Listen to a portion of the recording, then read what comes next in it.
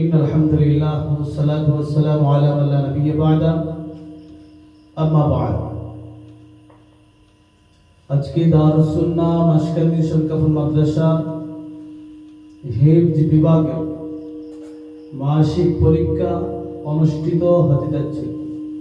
আমার ডান পাশে বসা আছেন আমাদের মাদ্রাসার হিফজ বিভাগের শিক্ষক জনাব কারি হাফিজ কুরবানুল্লাহ হাফিজাহুল্লাহ তাআলা আপনারা দেখতে পাচ্ছেন।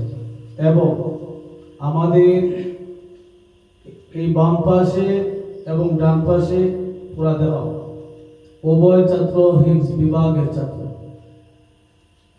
আল্লাহ রাব্বুল আলামিনের কোরআন বিগত এক মাস কি পরিমাণ ওরা পড়েছে সেটা নিয়ে আপনাদের সামনে আজকের মাসিক পরীক্ষা।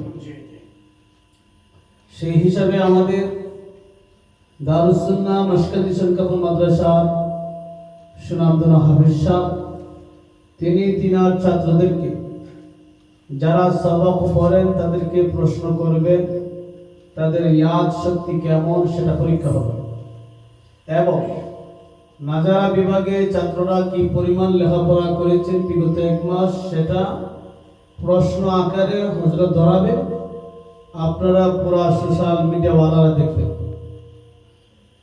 তো আপনারা দেখতে পাচ্ছেন, প্রথমেই বলি আমাদের ভিডিওটা আপনারা শেয়ার করবেন, লাইক কমেন্ট করবেন এবং সাবস্ক্রাইব করবেন। কারণ বাতিলরা ইসলাম ধ্বংস করার জন্য শত শত পন্থা অবলম্বন করছে।